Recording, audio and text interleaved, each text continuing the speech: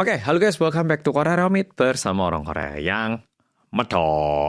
Oke, Polo, aku mau menceritakan cerita Swindler yang kali ini jujur cerita yang menurutku bisa terjadi kepada siapapun yang nonton video ini. Jadi aku harap please dengarkan dengan baik. Dan tentunya kali ini, wah, dopaminnya bakal meledak-ledak. Langsung kita mulai. Oke, cerita kali ini berawal mula dari keluarga bermarga Lee. Nah, keluarga Lee ini terdiri dari 3 orang, Pak Lee, Bu Lee, sama putranya. Nah, Pak Lee ini setelah usia 65 tahun, beliau itu pensiun. Dulunya itu bekerja sebagai seorang pengacara, jadi bisa dibilang lumayan kaya, lumayan punya. Nah, sehingga hidupnya itu bisa dibilang lumayan stabil dan juga lumayan nyaman. Nah, setelah usia 65 tahun, Pak Lee ini memutuskan untuk benar-benar berhenti bekerja dan menikmati usia tuanya bersama dengan istrinya. Nah, suatu hari Pak Lee ini lagi nonton TV sama istrinya ngomong-ngomong terus bilang gini ke anak putranya. Nah, Papa itu bahagia banget sekarang kamu udah gede, kamu udah dewasa.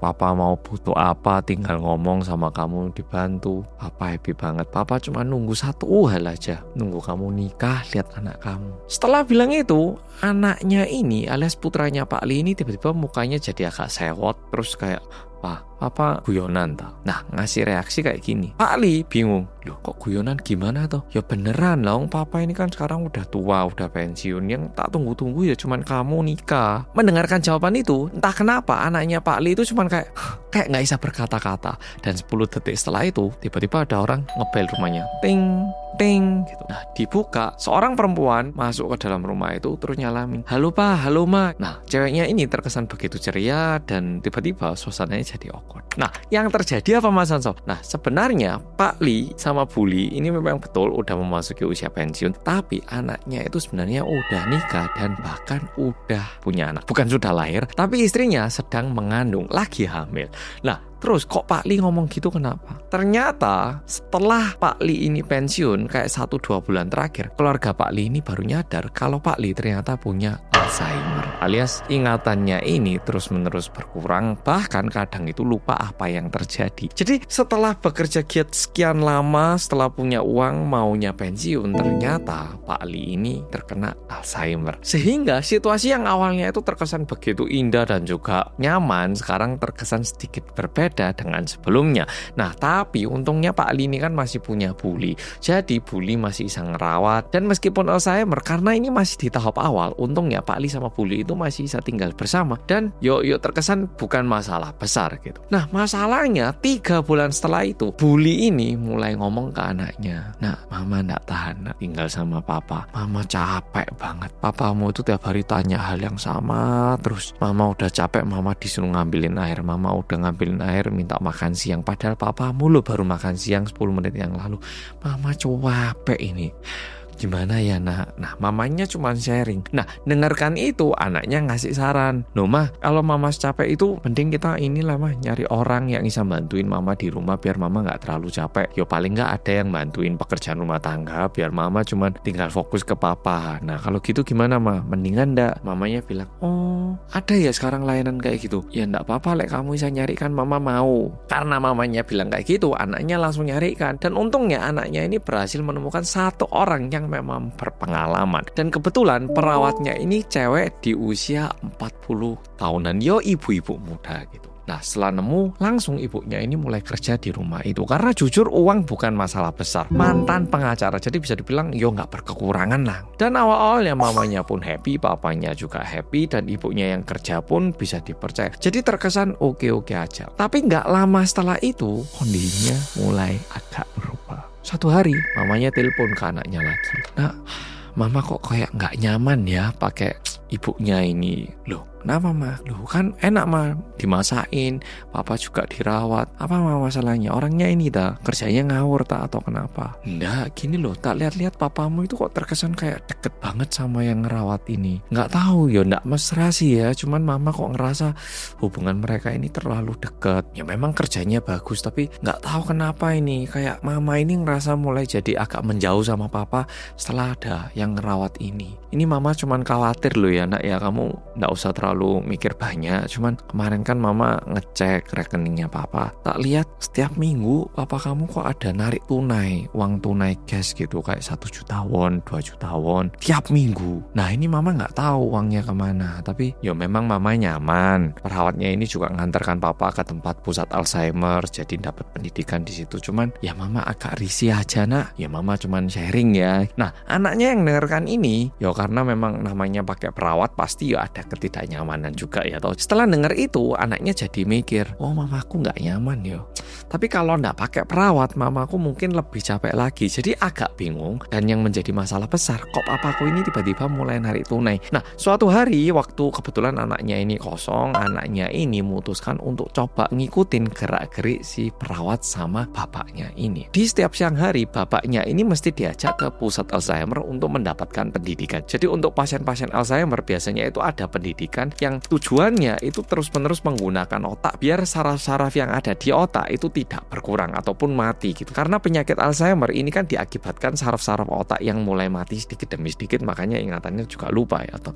Nah pokoknya siang hari itu bapaknya sama perawatnya sama anaknya pergi ke pusat Alzheimer. Nah di situ anaknya duduk ngelihat kayak pendidikannya kayak apa sih gitu. Dan tentunya di pusat Alzheimer ini banyak pasien-pasien lain. Dan ada pasien cowok, ada pasien cewek. Dan kebetulan ada satu pasien perempuan namanya Ibu Kim. Nah Ibu Kim ini juga udah menikah nama suaminya Pak Kim. Nah entah kenapa di siang hari itu di tengah-tengah pendidikan tiba-tiba Ibu Kim ini berdiri datang ke Pak Lee terus bilang, "Yang, kamu hari ini kok nggak datang ke aku?" Nah anaknya bingung, loh kok papaku tiba-tiba didatangi sama pasien lain terus bilang gini. Nah tapi perlu diingat ini kan tempat pendidikan Alzheimer. Jadi yo kadang pasien-pasien di sini juga ingatannya agak berubah, ingatannya kadang salah sehingga bisa jadi ini tingkah laku random yang diakibatkan Alzheimer gitu.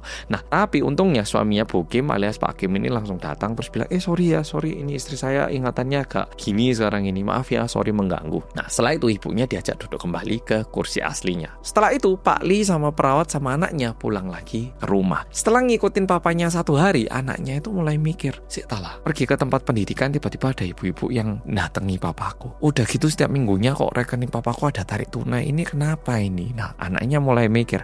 Nah karena anaknya ini mulai nggak nyaman, anaknya ini memutuskan untuk pergi ke kantor detektif swasta untuk minta tolong cari tahu sebenarnya perawatnya ini orang yang mencurigakan atau tidak gitu. Nah anaknya pergi kantor detektif swasta, apa yang terjadi disampaikan, detektif swasta udah paham, langsung mulai besoknya diinvestigasi. Nah investigasinya ini sebenarnya berlanjut lumayan lama, sekitar 1 bulan.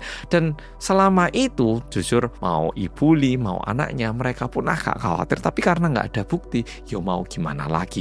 Yo memang mencurigakan perawatnya ini, tapi yo mau gimana lagi gitu. Setelah ngikutin gerak-gerik Pak Lee dengan perawatnya selama 1 bulan, detektif swastanya ini hubungi anaknya Pak Lee lagi. Mas, ini kita kayaknya ada beberapa informasi baru. Ini agak lumayan serius mas. Boleh enggak masnya datang ke kantor? Nah, anaknya datang. Sesampainya di kantor, detektif swastanya bilang gini, ini kita sendiri enggak ada bukti ya karena kita ada keterbatasan ini mas. Tapi ini yang kita temukan. Nah, ditunjukkan 1 foto. Terkesan Pak Lee sama perawatnya ini pergi ke konsultan pajak. Dan terkesan Pak Lee ini melakukan konsultasi masalah warisan. Detektif swasta bilang gini, kita juga lumayan curiga. Siapa tahu Pak Lee, bapaknya sampean ini mau mewariskan harta ke perawatnya ini. Tapi karena ini informasi pribadi dan juga masalah internal, saya nggak bisa tanya ke konsultannya. Kalau mau, coba Mas Lee kan anaknya Pak Lee. Nah, Mas Lee pergi aja ke kantor ini, bilang kalau bapaknya kena Alzheimer dan takutnya bapaknya ini membuat keputusan yang salah dan coba tanya Mas, bapaknya sampean itu ke kantor ini untuk konsultasi apa? Nah, dengarkan itu anaknya langsung ya takut ya toh, apalagi papanya punya uang. Anaknya langsung pergi ke kantor konsultasi pajak. Nah di situ ketemu orangnya lalu bilang, halo Pak,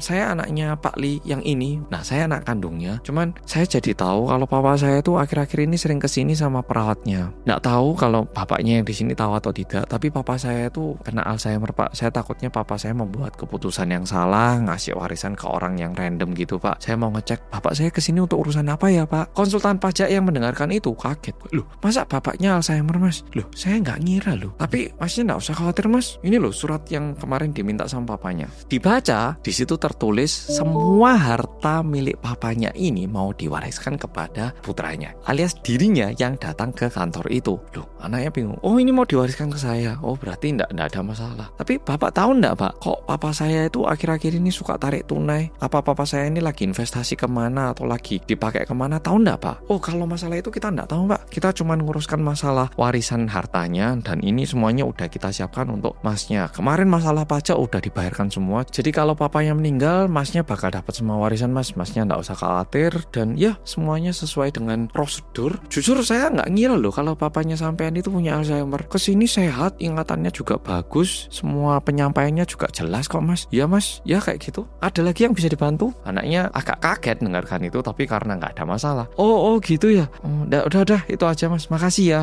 Nah, setelah itu anaknya pulang ke rumah mikir, berarti perawatnya ini bukan orang yang aneh ya, nggak mencurigakan ya. Seharusnya nggak apa-apa ini. Dan pada waktu anaknya lagi mikir gini, mamanya telepon ke anaknya. Diangkat. Halo, kenapa, Ma? Mamanya bilang, Nak, Mama udah nggak tahan lagi, Nak. Loh, nggak tahan apa, Ma?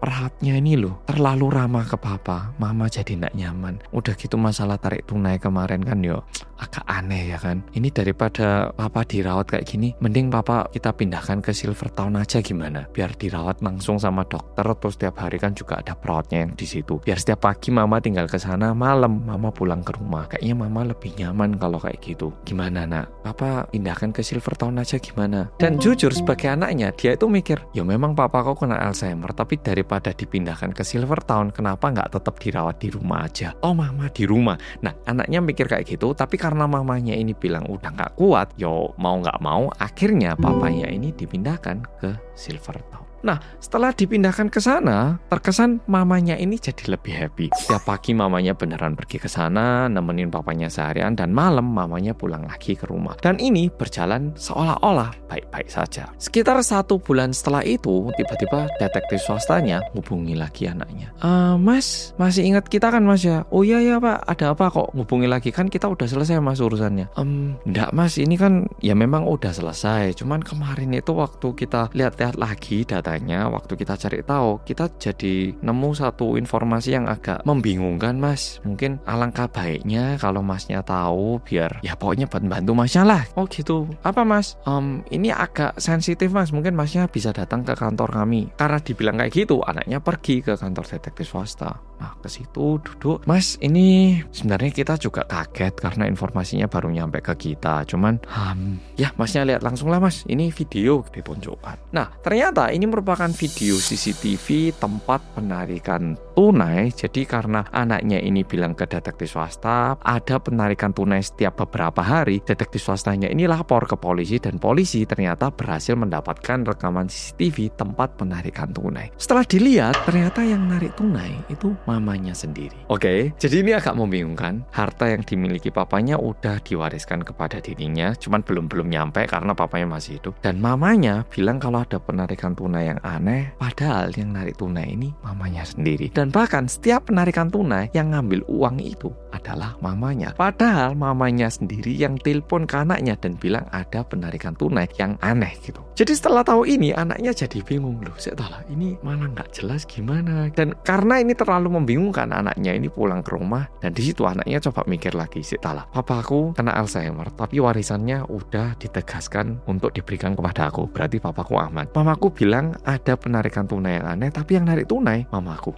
Setelah ini jangan-jangan dua-duanya yang kena Alzheimer atau gimana ini? Karena ini terlalu membingungkan, besoknya anaknya ini memutuskan untuk coba menjenguk papanya di Silver Town. Dan karena anaknya pergi ke situ, anaknya bilang ke mamanya, "Mah, hari ini yang nemenin papa aku aja, Mah. Mama nggak usah datang." Dan seperti pasien Alzheimer yang lain, papanya itu kayak kadang inget, kadang nggak inget, kadang ngomong yang nggak jelas, kadang ngomong yang jelas, kayak yuk agak wirawiri gitu. Dan waktu papanya lupa akan kondisi sekarang, papanya itu tiba-tiba bakal marah tentang mamanya. Kayak, "Mama kamu itu orang yang kurang ajar. Oh, cewek kok kayak gitu." Nah, jelas itu. Nah, tapi waktu giliran ingatannya saat ini balik, papanya bakal bilang, "Nah, kamu jadi anak yang baik ya. Nanti kalau papa udah nggak ada, kamu yang harus nemenin mama. Oke, kasihan mamamu yang tiap hari harus ngerawat papa ini ya. Kamu jadi anak yang baik. Jadi entah kenapa setiap ingatan saat ini lupa, papanya itu menjadi seseorang yang sangat membenci mamanya. Padahal biasanya pasien-pasien Alzheimer, mereka itu bakal ingat ingatan baik di masa lampau. Nah,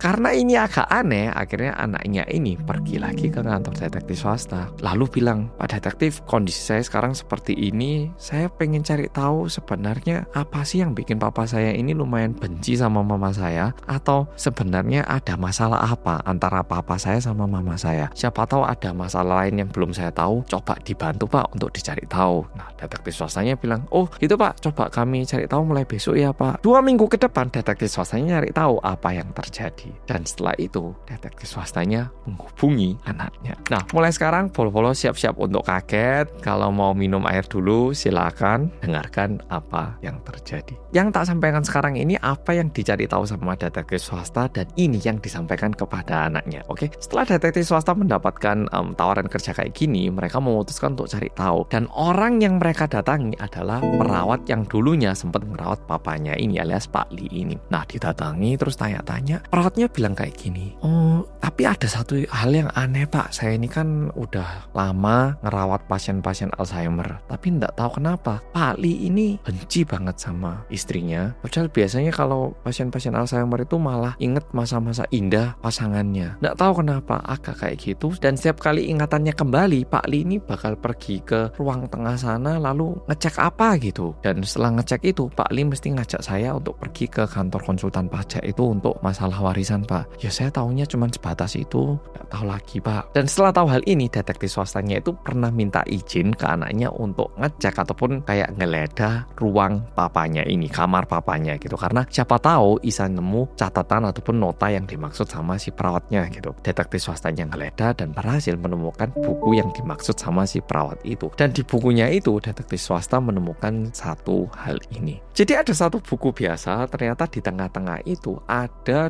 2 foto dan juga 1 catatan. Foto yang ditemukan adalah foto Ibu Li yang lagi jalan bareng sama Pak Kim. Nah, mungkin Volvo lupa, Pak Kim siapa? Tadi kan aku sempat cerita, Pak Li ini dibawa ke tempat pendidikan untuk pasien Alzheimer, dan di situ ada cewek random bernama Bu Kim yang tiba-tiba datangi Pak Li lalu bilang, "Aku kangen kamu." Dan Pak Kim yang tak maksud di sini adalah suaminya. Jadi istrinya Pak Li alias Ibu Li sama Pak Kim ini ternyata dulu pernah selingkuh, bahkan pergi ke tempat penginapan. Nah, ada 2 foto kayak gitu, dan ada 1 catatan yang dituliskan sama Ibu Li alias mamanya. Mamanya bilang, "Dengan ini saya mengakui kalau aku pernah selingkuh, dan dengan ini saya berjanji saya tidak akan selingkuh lagi, kalau tidak saya akan diceraikan gini.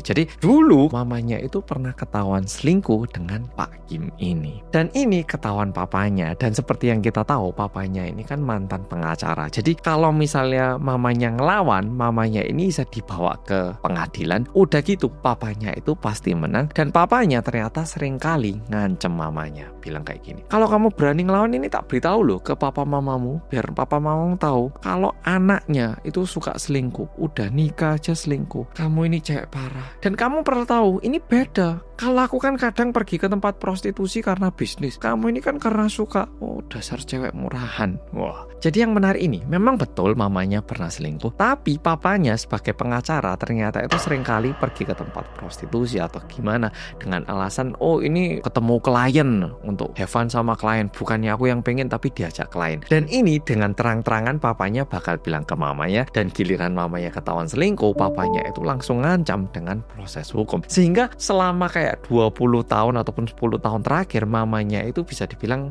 kayak terus-menerus diancam sama papanya. Dan setelah ketahuan, mamanya ini udah berhenti selingkuh. Dan masalahnya, setelah papanya terkena Alzheimer, mamanya ini jadi tahu kalau mantan selingkuhannya ini juga punya istri yang juga kebetulan kena Alzheimer. Nah, sekarang pertanyaannya gini, loh, kalau gitu kenapa istrinya Pak Kim itu bilang kayak, "Aku kangen sama kamu" ke Pak Li? Nah, ini yang membingungkan ya toh. Jadi ternyata setelah dua orang ini tahu kalau pasangannya kena Alzheimer, mereka itu kan jadi sering ketemu entah di tempat pendidikan ataupun di mana ya, atau sering ketemu. Dan karena mereka tahu kalau pasangannya itu sama-sama Alzheimer, pasangannya itu dua-duanya duduk di wheelchair gitu ya, di kursi roda, ditaruh gini, dan mereka berdua itu selingkuh di belakang. Selingkuhnya itu bukan kayak melakukan hal-hal yang seksual, tapi ya pegangan tangan lah, pelukan lah, terus bilang, duh ini kayak impian kita ya, siapa kira kita bisa kumpul lagi kayak gini. Udah gitu, lihatin pasangan kita sama-sama kena Alzheimer.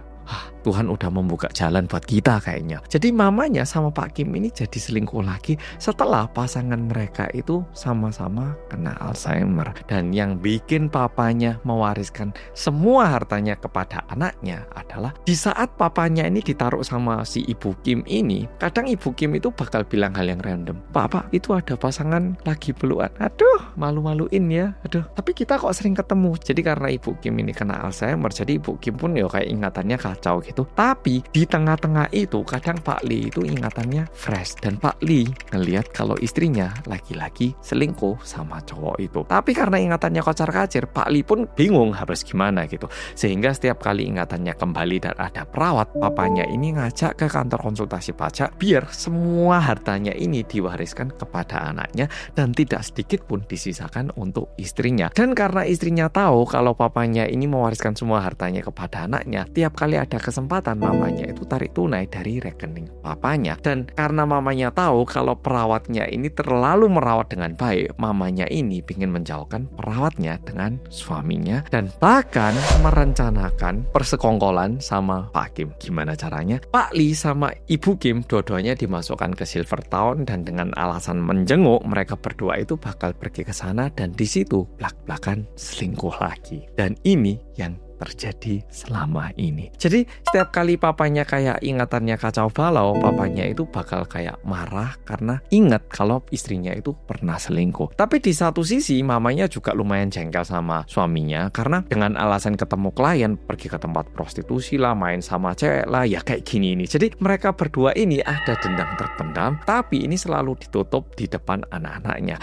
Dan ketika papanya kena Alzheimer, dua-duanya mulai meledak. Nah, kesannya kayak gitu. Nah, setelah tahu ini, anaknya jadi ngerasa mau papa mau mama dua-duanya udah nggak bener lah, istilahnya nggak bener. Papa kayak gini juga nggak bener, mama kayak gini juga nggak bener. Dan setelah tahu ini, akhirnya anaknya langsung bilang ke mamanya kalau dia udah tahu masalah ini, dan anaknya memutuskan untuk menceraikan papa sama mamanya karena yo nggak bener juga ya toh. Jadi secara dokumen papa sama mama diceraikan, dan harta yang dia terima dari papanya juga diselisihkan sebagian untuk mamanya biar mamanya juga bisa menikmati masa tuanya gitu. Yo meskipun mamanya udah selingkuh, tapi kan yo tetap mamanya ya toh. Jadi sebagai anak yo tentu nggak nyaman untuk melihat mamanya miskin ataupun kesusahan. Jadi anaknya ngasih sebagian harta untuk mamanya dan dia yang ngerawat papanya. Setelah itu yo mamanya menikmati hidup yang baru, sedangkan papanya kalau berdasarkan anaknya untungnya diakibatkan Alzheimer, kayak kadang itu ingatan pahitnya pun mulai lupa gitu. Jadi meskipun ending dari usia tua papa sama mamanya ini sedikit berbeda dengan yang diharapkan sama anaknya, tapi untungnya papanya juga agak lupa, sedangkan mamanya juga bisa menghidupi kehidupan yang agak bebas. Aku bilang kayak gimana, tapi yo itu yang terjadi. Dan sebagai anak jujur ini agak susah, kayak papa yo nggak sepenuhnya betul, mama juga nggak sepenuhnya betul. Dan satu hal yang perlu ingat, namanya orang tua juga nggak bisa sempurna. Mungkin sebagai anak kita melihat papa dan mama itu sebagai seseorang yang sangat baik dan sempurna, tapi mama dan papa kita pun pasti punya satu sisi yang kurang sempurna. Yap, jadi Swindler kali ini sampai di sini. Endingnya kayak gini. Makasih udah nonton dan sampai jumpa di video